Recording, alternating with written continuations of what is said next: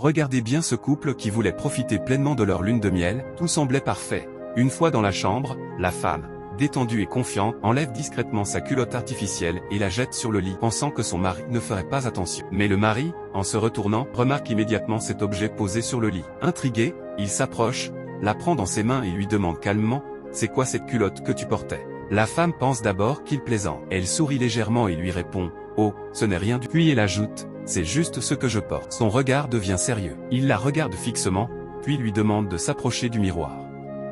Il la guide doucement vers le miroir et lui demande de remonter sa robe de mariage. Elle hésite un instant, puis obéit. Le mari l'aide lui-même à relever la robe, et à ce moment précis, il reste stupéfait. L'épouse se retourne vers lui et lui demande avec douceur « Mon amour, qu'est-ce que tu as ?» Elle lui caresse la poitrine, cherchant à le rassurer. Mais le mari, sous le choc, repousse doucement sa main.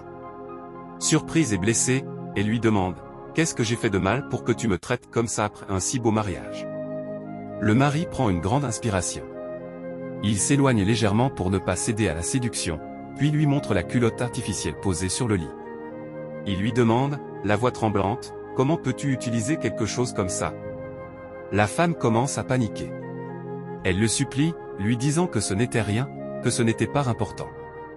Mais le mari continue, « Tu me montrais ton corps dans des photos et des vidéos, et moi, je pensais que tout était naturel. » Il lui prend les mains, la place devant le miroir et sort son téléphone.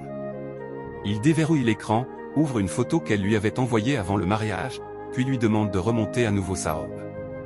Il lui dit, « Regarde bien ce que tu m'as envoyé, et regarde ce que tu es réellement. » Le silence devient lourd.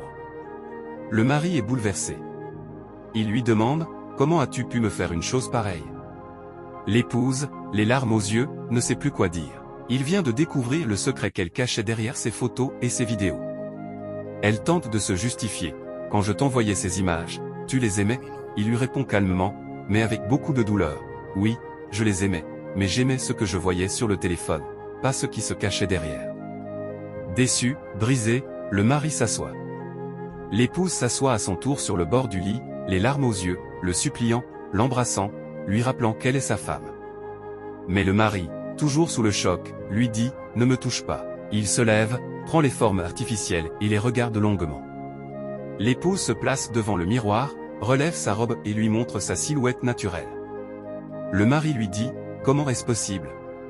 Sur les images, tout était différent. Sans dire un mot de plus, le mari sort de la chambre et appelle le père de la femme. Quelques minutes plus tard, le beau-père arrive et demande « Qu'est-ce qui se passe ici ?» Le mari lui explique calmement toute l'histoire, depuis les photos jusqu'à la découverte dans la chambre. Puis il prend les formes artificielles, les montre au beau-père et lui montre aussi la vidéo. Il lui demande « C'est bien votre fille dans cette vidéo ?» Le père, choqué, répond oui. Le mari regarde alors sa femme et demande « Où sont passées ces formes ?» Finalement, le mari déclare que sa femme ne restera pas dans sa maison. Elle supplie encore, mais sa décision est prise. Le beau-père repart avec sa fille.